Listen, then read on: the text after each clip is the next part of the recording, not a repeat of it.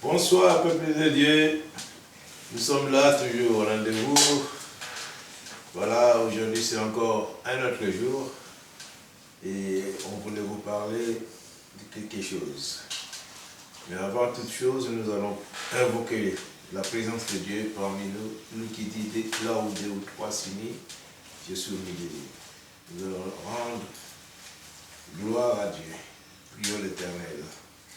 Nous te bénissons, nous te sanctifions, Père Saint, pour la force que tu nous donnes, Père Saint, pour faire encore continuer surtout l'étude biblique. Éternel Dieu, nous sommes là, Père Seigneur, soutiens-nous dans nos faiblesses, pardonne nos faiblesses spirituelles aussi, Dieu Tout-Puissant, nous sommes là, Père Seigneur, pour faire ta volonté.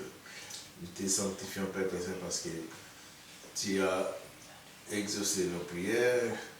Et nous avons senti que Père Saint est au milieu de nous. Bénis toute famille, Père Seigneur, qui,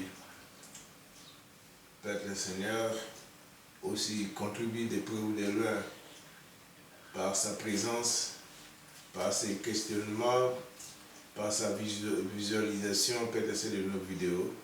Et bénis aussi toute personne, Père Seigneur, qui a l'intention de regarder, mais il n'arrive pas. Aussi, Père Saint, débrayer tout le chemin possible que nos vidéos puissent aller de l'avant pour édifier ton peuple.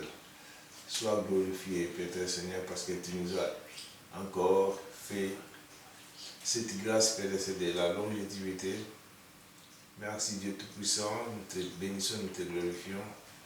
Dans les prochains jours, Père Saint, nous ne manquerons pas de témoigner, que tu nous donnes la force pour témoigner ta bonté et pour faire, Père Seigneur, ta volonté. Gloire au Père, gloire au Fils et gloire au Saint-Esprit. Amen. Amen. Éternel notre Dieu, notre Père, nous te louons, nous te rendons grâce dans le beau et puissant nom de Jésus-Christ, notre Sauveur. Nous te remercions, Seigneur, pour ces instants où tu nous donnes encore et où tu nous fais encore la grâce de pouvoir parler de ta parole, de pouvoir enseigner, Seigneur. Que ton esprit règne en maître, que ta parole se fasse entendre et qu'elle ne retourne pas à toi sans avoir fait ta volonté. Et que toute la gloire t'en revienne. Gloire au Père, gloire au Fils et gloire au Saint-Esprit. Amen. Amen. Merci Seigneur pour ce privilège que tu nous accordes encore aujourd'hui de venir vers toi tel que nous sommes pour entendre ta parole. Merci Seigneur pour ta présence et ton amour, ta miséricorde et ta compassion. Merci car encore aujourd'hui tu vas donner à chacun la révélation de tes paroles par la puissance de ton Saint-Esprit qui nous dirige dans toute la vérité. Bénis chaque famille représentée ici. Bénis tes serviteurs présents. Oins-les, Seigneur, de ton Saint-Esprit et protège-les, Seigneur, des méchants et des orgueilleux. Je te remets tout un chacun qui, aujourd'hui encore, te sont fidèles à travers cette étude biblique, en regardant cette cassette vidéo, en écoutant ta parole.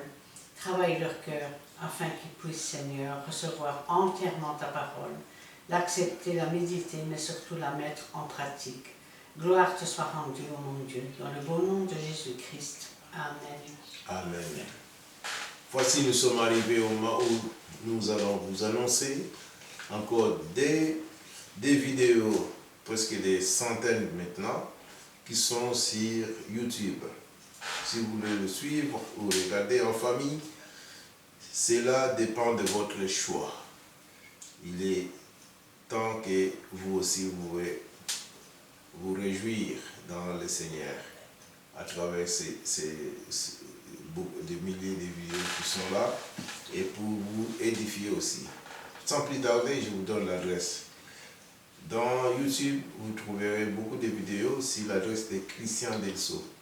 Delso, c'est D-E-L-S-A-U-X. Et sur place, vous pouvez venir à Péniel, à Charleroi. Nous sommes une église de la Fraternité évangélique des Pentecôtes Péniel. Donc voilà, nous sommes assis sur la rue Paul Janson, numéro 55. Paul Janson, numéro 55, dans Montigny-Sissambre, à 6061, à Charleroi. Donc venez, vous ne serez pas déçus, on vous recevra dans le nom de notre Seigneur Jésus-Christ. C'est ainsi que nous voulons aujourd'hui affronter encore un autre sujet. La Bible et ses contradictoires. Traduction. Et la Bible et ses contradictions, pardon. La Bible et ses contradictions. Il y en a, on prend un verset, comment un verset peut dire ceci et l'autre peut dire cela. Donc maintenant vous allez voir. Et nous laissons notre pasteur Christian pour commenter ces bons moments. Pasteur Christian. Avant de commencer, il faut comprendre ceci. C'est que quand par exemple on fait un livre, quel que soit le livre, on met des correcteurs. C'est-à-dire des gens qui vérifient, qui relisent, qui parfois rectifient. Et les livres dont on parle, ou plutôt le livre dont on parle, le livre de Dieu, est un livre qui a été copié pendant des siècles à la main, par des scribes. Au début, le nom de l'Éternel y figurait quasiment à chaque chapitre et plusieurs fois. Le problème, c'est que chacun d'entre eux, lorsqu'il rencontrait le nom de l'Éternel, devait aller se laver. Résultat, ça prenait trop de temps. Alors on a remplacé le nom de l'Éternel par l'Éternel, justement, ou par Dieu, tout simplement. Il est évident aussi que parfois, il s'est glissé une petite erreur. Oh, pas dans la doctrine, non, non. Une erreur d'un chiffre, une erreur d'une virgule. Parfois, je vais dire qu'on est face à une contradiction qui n'est pas une contradiction. C'est simplement une incompréhension de la doctrine de Dieu. Et puis, beaucoup plus rarement, on se trouve devant une contradiction qui est en fait un sabotage. Sabotage volontaire. Alors, nous n'avons pas la prétention aujourd'hui de prendre toutes les erreurs qu'il y a dans la Bible. Nous prendrons simplement quelques-uns des exemples pour que vous compreniez. Alors, nous pouvons commencer par le livre de Samuel, 2 Samuel, chapitre 10 et le verset 18. Nous lisons la parole de Dieu dans le livre de 2 Samuel, chapitre 10, verset 18. Mais les Syriens s'enfuirent devant Israël, et David leur tua des troupes de 700 chars et 40 000 cavaliers. Il frappa aussi le chef de leur armée, Shobak, qui mourut sur place. Alors, voilà un récit où on nous dit qu'il a tué 40 000 cavaliers et David tua les troupes de 700 chars. Il faut savoir que nous avons des chiffres que l'on appelle des chiffres arabes. Le 1, le 2, le 3. À l'époque, c'était des lettres. Alors, sur autant de livres, une seule lettre qui ait pu être ajoutée ou disparaître, c'est pas grand-chose. C'est pourquoi nous lisons dans 1 Chronique, chapitre 19 et le verset 18.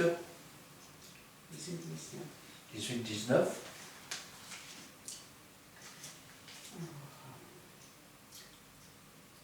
Nous lisons la parole de Dieu dans 1 Chronique, chapitre 19, verset 18-19. David leur tua les troupes de 7000 chars et 40 000 hommes de pied, et il fit mourir Shophaz, chef de l'armée, les serviteurs d'Adarézer, se voyant baptisés par Israël, par Israël, firent la paix avec David et lui firent assujettis. Et les Syriens ne voulurent plus secourir les fils d'Ammon. Amen. Alors, nous voyons dans le premier récit qu'on nous parle de la même guerre, et puis là, c'est ce qu'on appelle une erreur de copiste.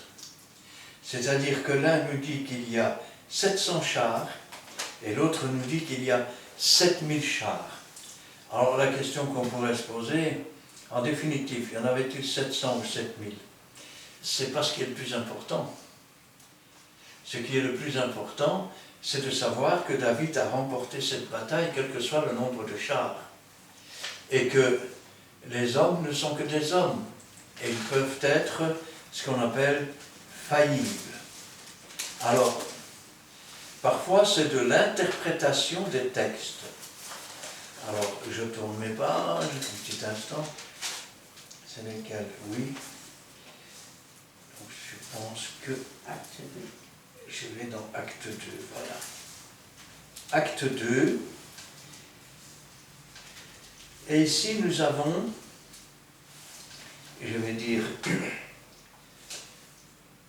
encore une erreur de copiste.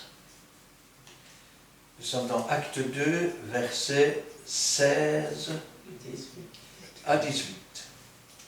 Nous allons lire la parole de Dieu dans le livre des Actes des Apôtres, chapitre 2, le verset 16 à 18.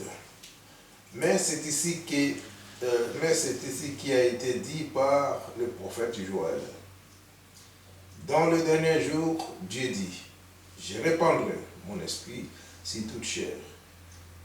Vos fils et vos filles prophétiseront, vos jeunes gens auront des visions, et vos vieillards auront des songes. Oui, sur mes serviteurs et sur mes servantes. Dans ces jours-là, je répandrai de mon esprit et ils prophétiseront. Alors ici nous avons une erreur de copiste, mais je pense surtout que c'est une erreur, je vais dire, d'interprétation de doctrine. Pourquoi? Parce que vous avez ici un texte qui reprend le texte de Joël. Oui, sur mes serviteurs et mes servantes, dans ces jours-là, je répandrai de mon esprit, ils prophétiseront. Il est évident que c'est bien sûr ce serviteur et ce servante qui va répandre son esprit, mais ce n'était pas, je vais dire, la doctrine que Joël avait donnée. Parce que si on lit dans Joël, chapitre 2, versets 28 et 29, qu'est-ce qu'on lit? Nous lisons dans le livre de Joël, chapitre 2, les versets 28 et 29. Après cela, je répandrai mon esprit sur toute chair. Vos fils et vos filles prophétiseront, vos vieillards auront des songes, et vos jeunes gens des visions. Même sur les serviteurs et sur les servantes, dans ces jours-là, je répandrai mon esprit. Remarquez ce que dit Joël. Alors, Acte des Apôtres nous dit sur mes serviteurs et mes servantes. Joël dit sur les serviteurs et sur les servantes. Pourquoi Joël dit-il ça? Parce que Joël voulait que l'on sache que ce n'était pas seulement sur les maîtres. Quand on dit les serviteurs et les servantes, il faut savoir que quand quelqu'un ne savait pas payer ses dettes, eh bien, il était mis au service de la personne à qui il devait la créance, et ce, pendant 7 ans. Au bout de 7 ans, il était parfaitement libre. S'il ne désirait pas acquérir sa liberté, on mettait son oreille contre la porte, et avec un poinçon, on le marquait. Ainsi, le poinçon qui était dans la porte correspondait au poinçon de l'oreille. Et alors, il restait au service toute sa vie. Ce que Dieu dit, c'est que, finalement, l'esprit répandu, ce n'est pas une question de richesse, ce n'est pas une question de situation sociale, ce n'est pas une question de nationalité ou de couleur. Je répandrai de mon esprit sur toute chair, même sur les serviteurs et sur les servantes. Alors, maintenant on continue, et là, un petit instant, je cherche après mes petits papiers, nous allons voir Genèse 3. la Genèse 3.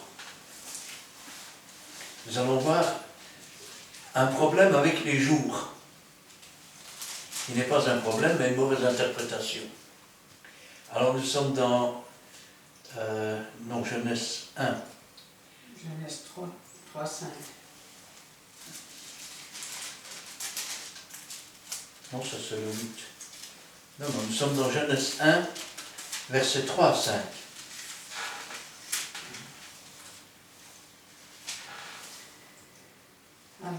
Nous lisons la parole de Dieu dans Genèse 1, versets 3 à 5. Dieu dit que la lumière soit, et la lumière fut. Dieu vit que la lumière était bonne, et Dieu sépara la lumière d'avec les ténèbres. Dieu appela la lumière jour, et il appela les ténèbres nuit. Ainsi, il y eut un soir, il y eut un matin, ce fut le premier jour. Voilà la première affirmation.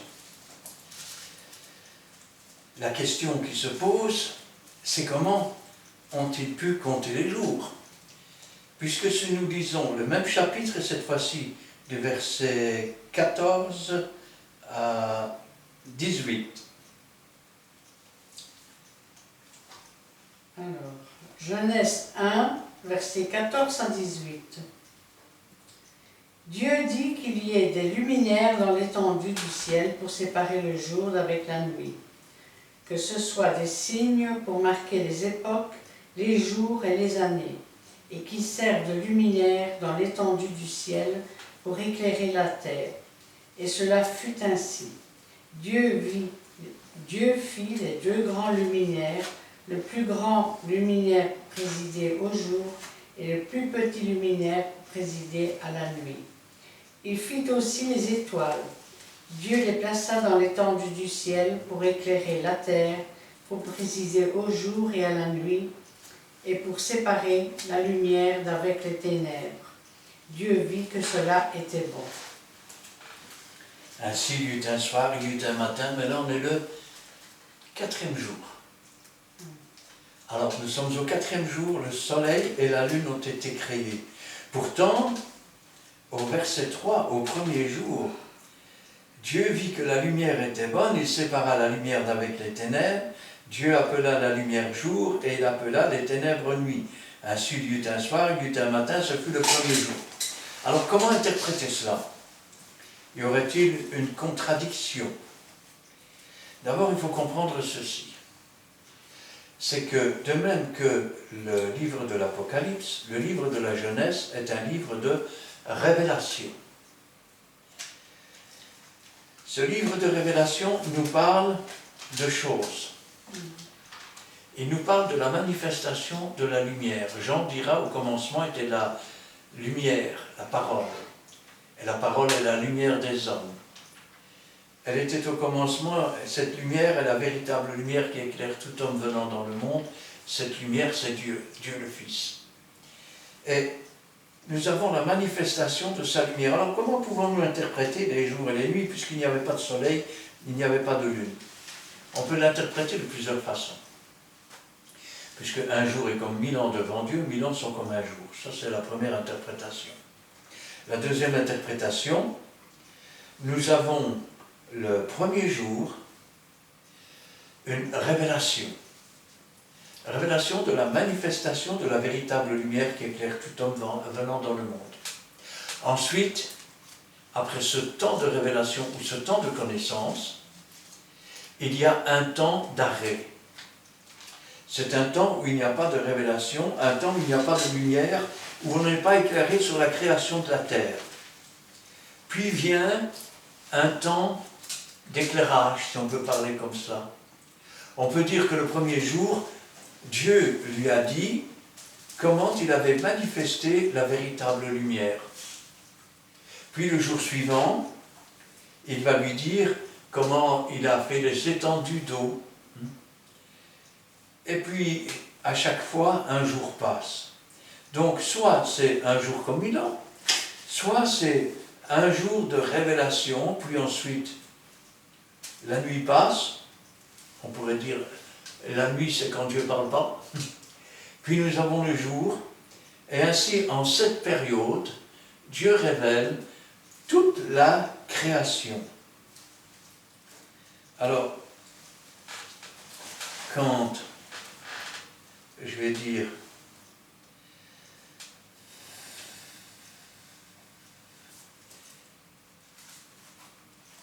quand nous lisons, nous devons, oui, un petit instant, nous devons comprendre qu'un livre de révélation, ce n'est pas un livre qu'on pourrait appeler d'exactitude, si on peut parler comme ça. Ça veut dire que d'un côté, il y a des jours qui passent. Imaginons que je sois cet homme. Aujourd'hui, Dieu me révèle comment il a manifesté sa lumière. Puis je m'endors. Le lendemain, Dieu me révèle autre chose. Et au bout du 7e jour, Dieu termine son travail et il se repose. Alors, passons maintenant à une autre contradiction. En tout cas, c'est ce qu'on considère comme une contradiction. Et nous allons voir que ce n'est pas si contredit que cela. Nous sommes dans Acte 7 et le verset 13. 13 et 14. Oui. Nous lisons la parole de Dieu dans les livres des Actes, chapitre 7 et le verset 13 et 14. Et la seconde fois, Joseph fut reconnu par ses frères, et Pharaon sut de quelle famille il était. Puis Jacob envoya chercher son père,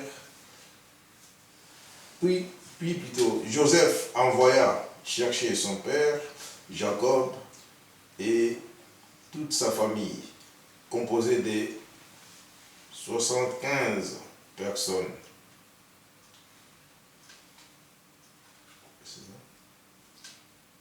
Alors, il y a 75 personnes. On va le dire en français. Il y a 75 personnes. La contradiction, elle vient pour les personnes qui veulent contredire la Bible. Elle vient de l'Exode chapitre 1. Donc, en Actes des Apôtres, on nous dit qu'ils étaient 75.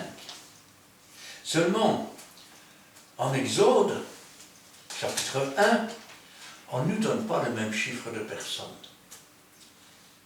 Exode chapitre 1, Verset 1 à 5. versets 1 à 5. Nous allons lire la parole de Dieu dans le livre de Exode, chapitre 1, le verset 1 à 5. Et voici les noms des fils d'Israël venus en Égypte avec Jacob et la famille de chacun d'eux. Ruben, Siméon, Lévi, Juda, Issachar, Zabulon, Benjamin, Dan, Nephtali, Gad et Aser. Les personnes issues de Jacob étaient au nombre de 70 en tout. Joseph était alors en Égypte. Alors, qu'est-ce qu'on nous dit? Là, on ne nous dit pas qu'ils sont 75, on nous dit qu'ils sont 70. On nous rappelle cependant que Joseph était en Égypte, où il avait d'abord épousé la fille d'un prêtre, avec laquelle il avait eu 2 enfants pendant les années où on l'avait déclaré mort. Alors, où est la vérité? Était-il 75 ou était-il 70? Ou peut-être choisit-on des versets extraits pour créer des contradictions? Où est la réponse? Je suis dans la Genèse, je suis dans le chapitre 46 et le verset 26. Nous lisons la Bible dans les livres de Genèse, le chapitre 46, le verset 26. Les personnes qui vinrent avec Jacob en Égypte et qui étaient issues de lui étaient au nombre de 70 en tout, sans compter les femmes des fils de Jacob. Alors voilà.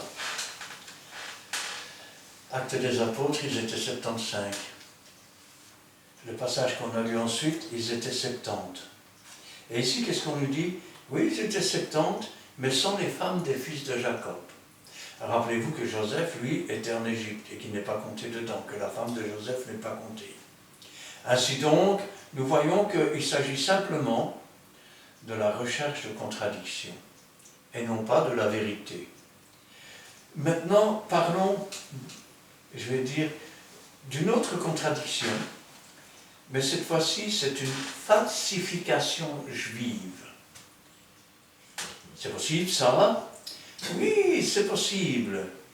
Les Juifs avaient falsifié les rouleaux du livre. Je vous expliquerai après pourquoi.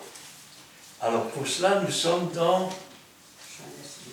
Genèse chapitre 12. Et nous lirons là les 4 premiers versets. Nous lisons la parole de Dieu dans le livre de la Genèse, chapitre 12, versets 1 à 4. L'Éternel dit à Abraham, « Va-t'en de ton pays, de ta patrie et de la maison de ton père, dans le pays que je te montrerai. Je ferai de toi une grande nation et je te bénirai. Je rendrai ton nom grand et tu seras une source de bénédiction. Je bénirai ceux qui te béniront et je maudirai ceux qui te maudiront.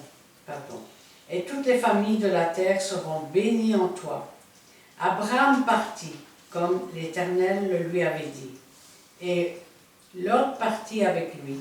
Abraham était âgé de 75 ans lorsqu'il sortit de Charan. Voilà. Dieu a dit à Abraham, pars, quitte ton pays, quitte ta famille et va dans le pays que je te montrerai. Et puis, on fait légèrement mention de Charan. Sauf que Abraham n'a pas obéi tout de suite. Et nous avons un diacre qui va nous le montrer. Petit instant. Quel numéro on était? 6, c'est ça? 5. 5. Acte 7. 5, voilà. Nous avons un diacre Étienne qui va nous montrer qu'il y a un problème là. Nous sommes au chapitre 7 des Actes des Apôtres. Et nous lirons là les 4 premiers versets. Nous lisons la parole de Dieu dans le livre des Actes, chapitre 7, versets 1 à 4.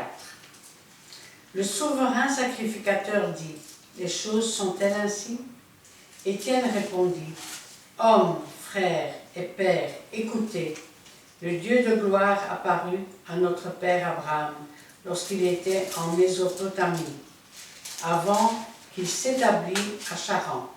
Et il lui dit, « Quitte ton pays et ta famille, et va dans le pays que je te montrerai. » Il sortit alors du pays des Chaldéens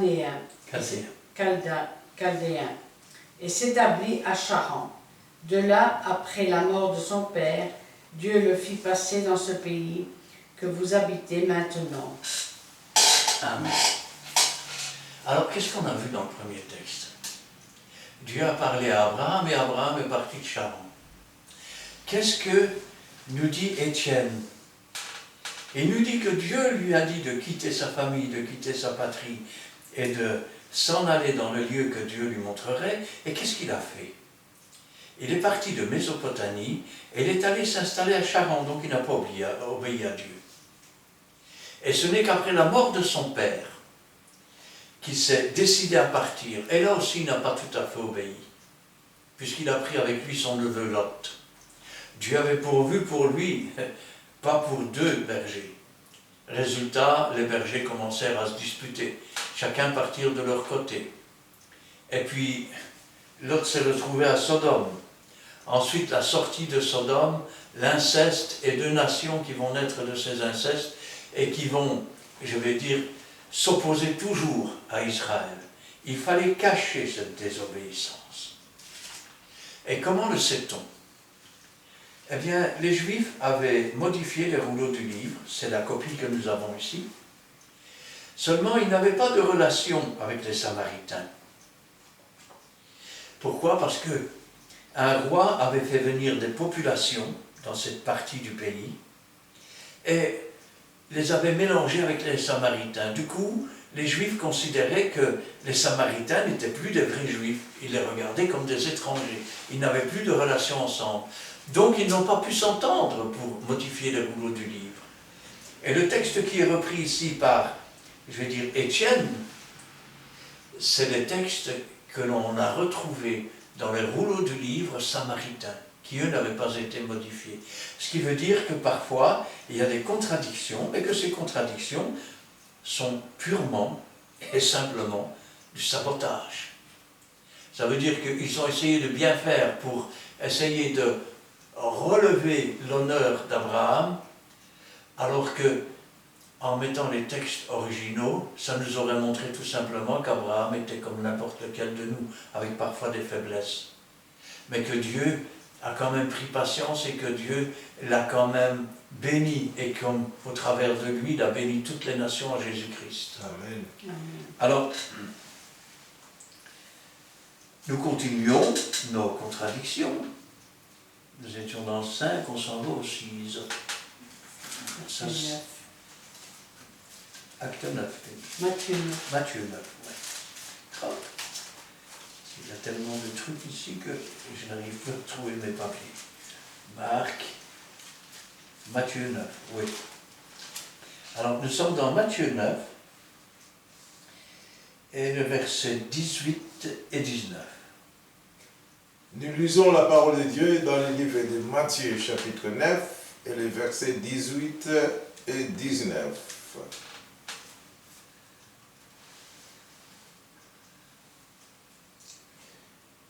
Verset 18. Tandis qu'il leur adressa ces paroles, voici, un chef arriva, se prosterna devant lui et dit, ma fille est morte il y a un instant, mais viens, impose-lui les mains et il vivra. Jésus s'éleva et le suivit avec ses disciples. Et voici une femme atteinte d'une perte de sang depuis 12 ans s'approcha par derrière et toucha le bord de son vêtement. Amen. Alors, nous voyons ici qu'il y a un chef qui vient et qu'est-ce qu'il dit? Ma fille est morte. Ça pose un petit problème parce que nous avons le même récit dans l'évangile de Marc et au chapitre 5, le verset 21. 21-23. Oui, nous lisons la parole de Dieu dans le livre de Marc, chapitre 5, les versets 21 à 23. Jésus, dans la barque, regagna l'autre rive où une grande foule s'assemblait près de lui. Ils étaient au bord de la mer. Alors vint un chef de la synagogue nommé Jairus qui, l'ayant aperçu, se jeta à ses pieds et lui adressa cette instante prière. Ma petite fille est à l'extrémité, viens, impose-lui les mains afin qu'elle soit sauvée et qu'elle vive. Alors dans le premier texte, la fille est vivante, elle est à l'extrémité. Dans le deuxième texte, elle est morte. Comment une chose pareille peut se produire? C'est pas difficile. Nous avons deux témoins d'une action. Le premier, c'est quand le père arrive et il dit « Ma fille est à l'extrémité. Viens et impose-lui les mains afin qu'elle vive. » Et puis il y a cette femme qui vient et qui est atteinte d'une perte de sang. Jésus la guérit. Et si nous lisons au verset 35 maintenant de Marc 5 jusqu'au verset 43, nous voyons que comme il parlait encore, survinrent les chefs de la synagogue, des gens qui dirent « Ta fille est morte ». Donc, pendant qu'ils étaient là, la fille était morte. et elle est morte. C'est alors que Jésus lui a dit « Ne crains rien ». C'est comme ça que Jésus s'est rendu dans sa maison. Et c'est comme ça aussi qu'il a ramené cette petite fille à la vie. Nous avons un témoin qui a entendu qu'elle était morte. Et nous avons un autre témoin qui a entendu qu'elle était mourante. En cela, ce n'est pas une contradiction. Vous savez, quand il y a un accident sur la route, suivant l'angle où vous vous trouvez, il y aura toujours des versions différentes. De même, suivant ce que l'un a, ou ce à quoi l'un a assisté et ce à quoi l'autre a assisté, peut porter à des différences. Alors, maintenant nous sommes dans Matthieu. 26. Matthieu 27, versets 5 à 10. Matthieu 26. 27. Ah, Matthieu 26 d'abord. Ah, excuse-moi. Oui, c'est tellement que j'ai des onglets. Voilà. Voilà. Chapitre 26, versets 14 à 16. Nous lisons la parole de Dieu dans le livre de Matthieu, chapitre 26, versets 14 à 16. Alors, l'un des 12, appelé Judas Iscario, alla vers les principaux sacrificateurs et dit « Que voulez-vous me donner, et je vous le livrerai ?» Et ils lui payèrent 30 pièces d'argent. Depuis ce moment, ils cherchaient une occasion favorable pour livrer Jésus. Ce fut quand ils étaient à table que Jésus va lui dire « Maintenant, ce que tu as à faire, fais-le. » Et il va se lever de table et il va aller vendre Jésus. Et il va recevoir ces 30 pièces d'argent. C'était le prix pour un esclave. Ça veut dire que Jésus a été vendu pour le prix d'un esclave. Nous pouvons dire aussi que nous étions des esclaves et que Jésus a été vendu pour que nous soyons délivrés, en rançon. Maintenant, si nous lisons dans Actes des Apôtres, chapitre 1, versets 16 à 20. Nous lisons la parole de Dieu dans le livre des Actes des Apôtres, chapitre 1, versets 16 à 20. Et il dit, « Hommes, frères, il fallait que s'accomplisse ce que le Saint-Esprit, dans l'Écriture, a annoncé d'avance par la bouche de David au sujet de Judas, qui a été le guide de ceux qui ont saisi Jésus. Il était compté parmi nous, et il avait part au même ministère. Cet homme, ayant acquis un champ avec le salaire du crime, est tombé, s'est rompu par le milieu du corps, et toutes ses entrailles se sont répandues. La chose a été si connue de tous les habitants de Jérusalem que ce champ a été appelé dans leur langue Akeldama, c'est-à-dire champ du sang. Or, il est écrit dans le livre des psaumes que sa demeure devienne déserte et que personne ne l'habite, et qu'un autre prenne sa charge. Vous pouvez lire dans le livre des psaumes, ce passage. Alors, cet homme a acquis un champ. Ça pose un problème. Parce que maintenant, si je vais dans Matthieu, chapitre 27, versets 5 à 10. Nous sommes dans le livre, nous lisons la parole de Dieu dans le livre de Matthieu, chapitre 27, versets 5 à 10.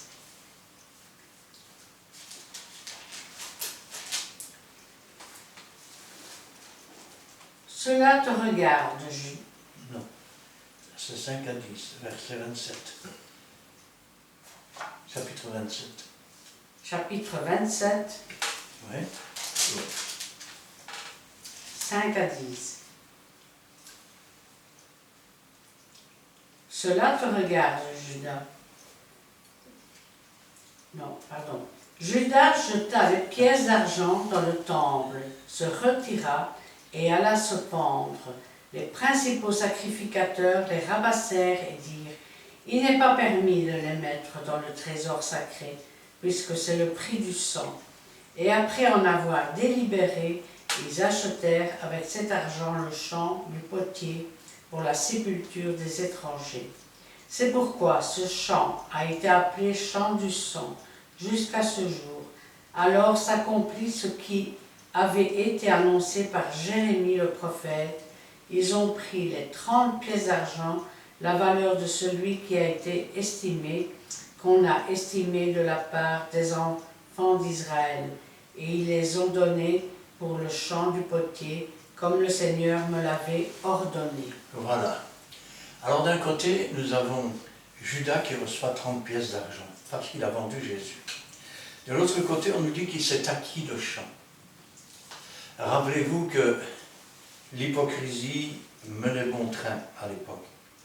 Ça veut dire que l'on pouvait donner 30 deniers pour acheter Jésus, ou du moins pour qu'on le vende, l'arrêter, le crucifier, et puis quand on ramenait l'argent au temple parce qu'on ne voulait plus de cet argent sale, eh bien là, c'était pas permis.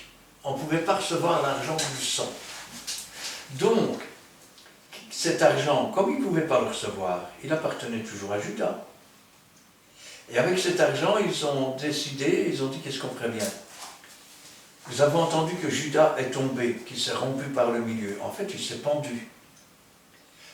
Ou c'est la corde, ou c'est la branche qui s'est cassée, apparemment au pied d'une falaise, puisqu'il est tombé, et puis il s'est ouvert, et ses entrailles se sont répandues. Au point que ce champ a été appelé le champ du sang. C'est donc bien, puisqu'ils n'ont pas accepté l'argent, avec l'argent de Judas, et donc cet homme s'est acquis un champ, où on l'a acquis pour lui. Alors, nous continuons dans les contradictions. Est-ce que Dieu voit tout, ou est-ce qu'il ne voit pas tout? Ça, c'est une bonne question. Alors, je ne sais plus où nous en sommes. Oui. Comment tu dis Proverbe? Proverbe 15. Oui, Proverbe 15, voilà. Verset 3. Nous lisons dans le livre des Proverbes, chapitre 15, le verset 3. Les yeux de l'Éternel sont en ton lieu, observant les méchants et les bons. Alors, d'un côté, nous avons les yeux de l'Éternel, qui sont en tout lieu, qui observent les biens, les bons comme les méchants. Et puis maintenant, nous allons dans Genèse, chapitre 3, petit instant, Verset 7 à 10. versets 7 à 10. Nous lisons dans le livre de Genèse, chapitre 3, les versets 7 à 10. Les yeux de l'un et de l'autre s'ouvrirent, et ils connurent qu'il était nu. Et ayant cousu des feuilles de figuier, ils s'en firent des ceintures. Alors, ils entendirent la voix de l'Éternel, Dieu qui parcourait les jardins vers le soir, et l'homme et sa femme se cachèrent loin de la face de l'Éternel, Dieu, au milieu de l'arbre du jardin. Mais l'Éternel Dieu appela l'homme et lui dit, où es-tu? Il répondit, j'ai entendu ta voix dans le jardin et j'ai eu peur parce que je suis nu et je me suis caché. Alors, d'un côté, nous avons Dieu qui voit tout. Ses yeux sondent tout, voient tout. Et puis de l'autre côté, nous avons un Dieu qui demande à un homme qui s'est caché, où es-tu? Alors, est-ce que Dieu voit tout ou est-ce qu'il ne voit pas tout? Il faut savoir que dans ce texte, la traduction a été mal faite. Parce que ce n'est pas où es-tu, mais c'est où en es-tu? Et quand Dieu lui demande, as-tu mangé de l'arbre dont je t'avais défendu? Dieu le sait très bien. Mais il veut l'entendre de sa bouche. il veut qu'il confesse son péché. Remarquez, quand il va lui demander pourquoi, ben, c'est pas moi, c'est la femme. Et la femme, quand on va lui demander pourquoi, c'est pas moi, c'est le serpent. Et le serpent, quand on va lui demander pourquoi, ben, il n'y a plus personne derrière. Ça arrive, ça. Hein. Alors, oui, Dieu sait tout, Dieu voit tout. Il sonde les cœurs, il sonde les reins. Avant même que la parole soit sur notre bouche, il la connaît déjà. Amen. Et quand il est dans ce jardin, en fait, c'est pas où es-tu qu'il demande, mais où en es-tu? Alors, nous arrivons à la dernière contradiction, et nous sommes dans Matthieu, chapitre 15, et le verset 3 et 4. Nous lisons la parole de Dieu dans le livre de Matthieu, chapitre 15, versets 3 et 4. Il leur répondit, « Et vous, pourquoi transgressez-vous le commandement de Dieu au profit de votre tradition? Car Dieu a dit, « Honore ton père et ta mère, et celui qui maudira son père ou sa mère sera puni de mort. » Alors, le Seigneur nous dit que nous devons honorer notre père, notre mère. C'est même le premier commandement avec une promesse, afin que tu vives et que tu prolonges tes jours. Mais est-ce qu'il faut vraiment honorer son père et sa mère, ou est-ce qu'il faut les haïr? C'est ça la question. Et nous sommes ici dans, maintenant, Luc, chapitre 14, versets 25 à 27. Nous lisons la parole de Dieu dans le livre de Luc, chapitre 14, versets 25 à 26. De grandes foules faisaient route avec Jésus. Il se retourna et leur dit, « Si quelqu'un vient à moi, et s'il ne hait pas son père, sa mère, sa femme, ses enfants, ses frères et ses sœurs, et même sa propre vie, il ne peut être mon disciple. Et quiconque ne porte pas sa croix et ne me suit pas, ne peut être mon disciple. » Alors, de quoi parle-t-il? Honorer son père et sa mère. Et là, il nous dit qu'il faut les haïr. En fait, je vais dire, c'est une mauvaise compréhension de la doctrine. Je vais vous dire pourquoi. Quand vous allez chez le médecin, qu'est-ce qu'on vous dit? Avez-vous des antécédents dans votre famille? Pourquoi? Parce qu'il y a des liens. Ce qu'on appelle des liens génétiques. Et ce que Dieu nous dit, ce n'est pas de détester et de haïr nos parents ou nos enfants. Ce qu'il nous dit, c'est de pouvoir ne plus les adorer comme on adore Dieu au-dessus de tout. Ce qu'il nous dit, c'est un peu comme l'apôtre Paul, quand il parle de sa vie d'autrefois, qui pourtant était une vie, et je vais dire, de véritables pharisiens, même zélés. Il dit toutes ces choses, je les regarde comme de la boue. Comme de la boue. Parce que maintenant, il regarde vers l'esprit de la parole. De même, quand on nous dit ici cela, ce qu'on nous dit, c'est que si tu aimes ton père, si tu aimes ta mère, si tu aimes ton frère, si tu aimes ta soeur, si tu aimes tes enfants, si tu aimes plus que Dieu, tu n'es pas digne de Dieu. Dieu doit passer avant tout.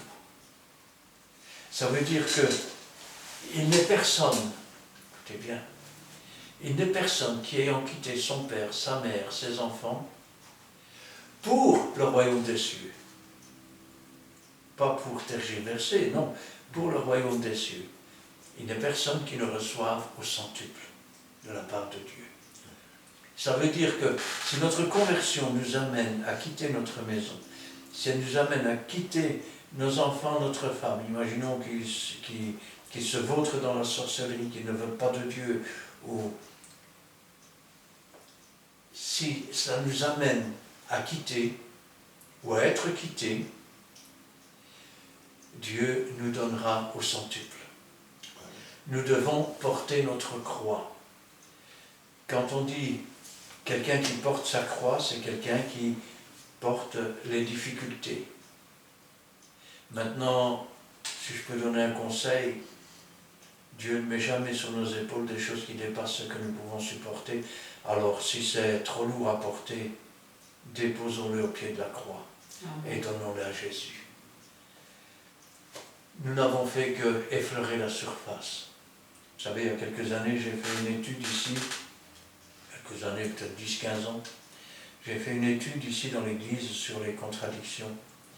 Je peux vous dire qu'il n'a pas fallu moins de 8 ou 9 réunions. C'est bien simple, il y avait tellement de versets bibliques contradictoires que j'ai dû faire des feuilles imprimées. Et donc, je lisais les contradictions et ensuite, je donnais la solution pourquoi ce n'était pas une contradiction. Ici, on en a pris quelques-unes, de façon à vous montrer qu'il ne faut pas aller à tout vent de doctrine, il ne faut pas écouter les gens qui veulent absolument que la Bible se contredise, parce que la Bible ne se contredit pas. Certes, il y a parfois une erreur de copiste, il y a parfois une erreur d'interprétation de doctrine, il y a parfois aussi du sabotage.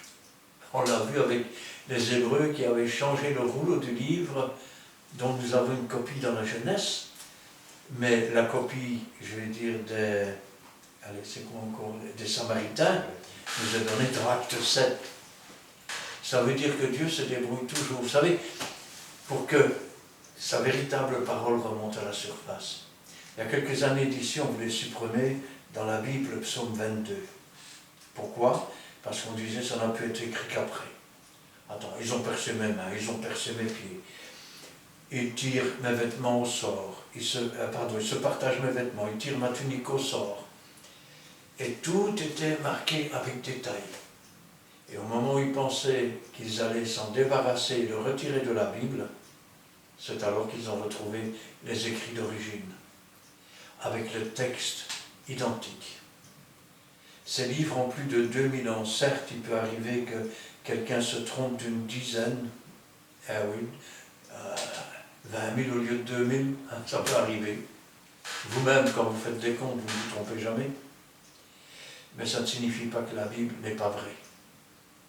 Parce que ceux qui ont écrit à l'origine l'ont fait selon l'inspiration de Dieu, selon l'Esprit de Dieu. Amen. C'est une parole qui est vivante, c'est une parole qui est agissante.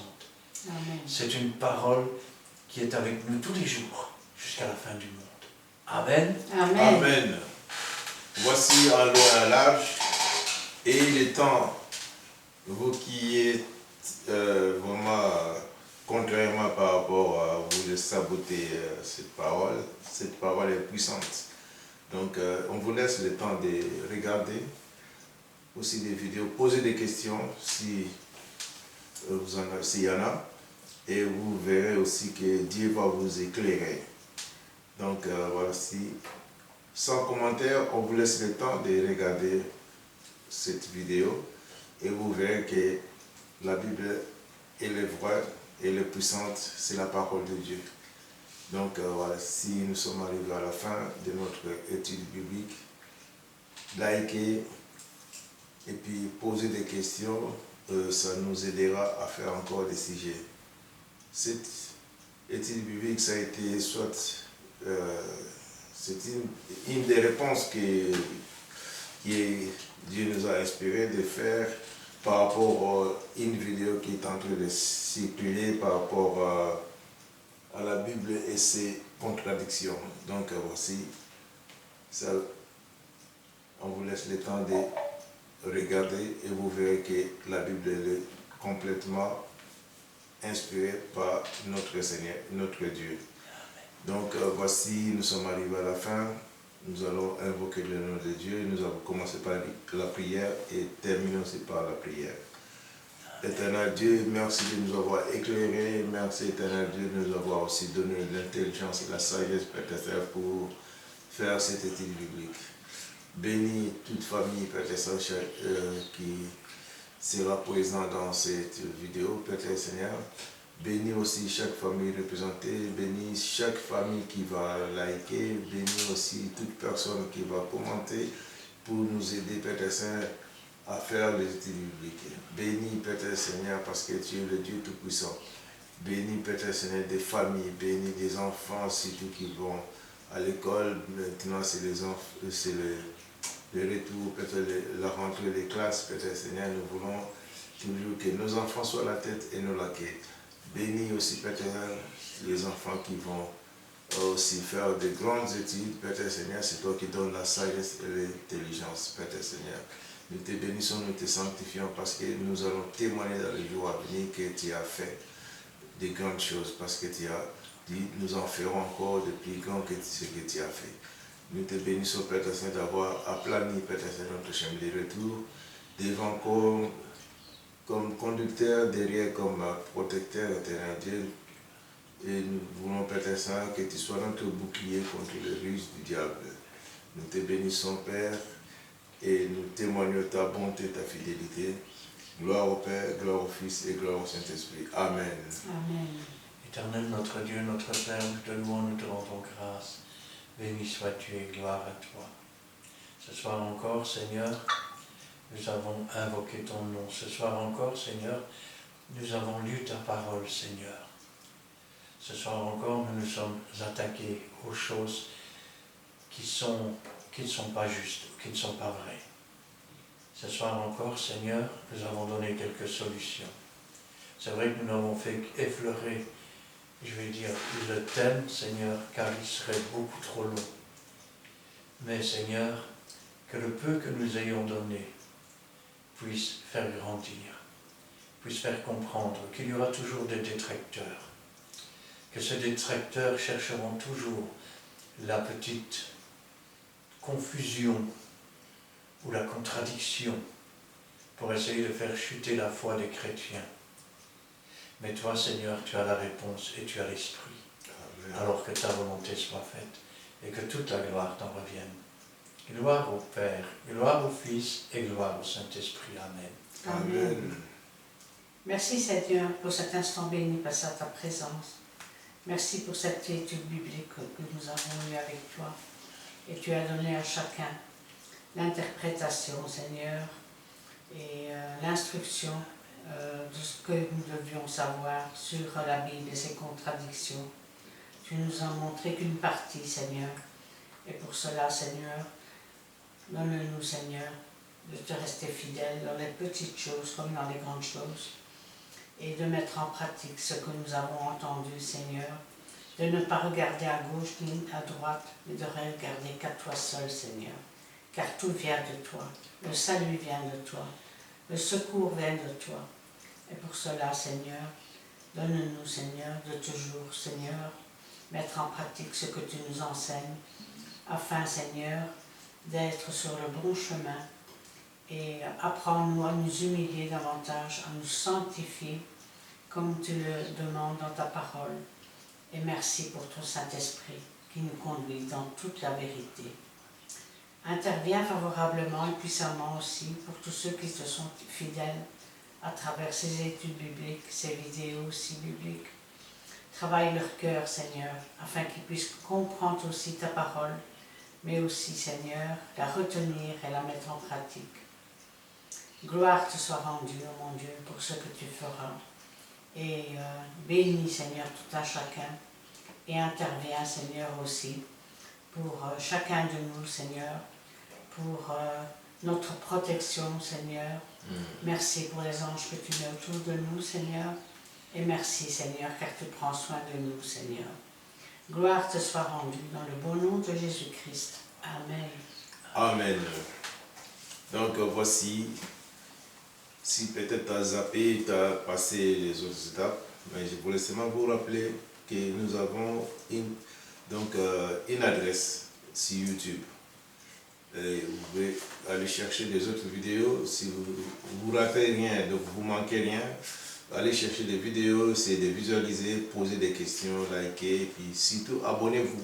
Comme ça au moins, il y aura des vidéos qui vont suivre après, vous serez en premier pour en visualiser. Donc voici l'adresse que tu peux aller chercher. Vous pouvez aller chercher beaucoup de vidéos qui sont là, presque une centaine de vidéos. L'adresse c'est Christian Delso, D-E-L-S-A-U-X. Et si place, nous sommes à Péniel. Péniel, c'est la fraternité évangélique des Pentecôtes Péniel. Donc nous sommes à Charleroi, donc à Montigny-Sissambre. 6061, ça c'est le code postal. Et la rue c'est 55 rue Paul Janson. Venez, vous ne serez pas dessus. Au contraire, on va vous recevoir et vraiment, on vous bénit tous, vous tous qui êtes fidèles, dans le nom précieux de notre Seigneur Jésus-Christ. Amen. Amen. Quant à nous, aujourd'hui, on vous dit bye bye.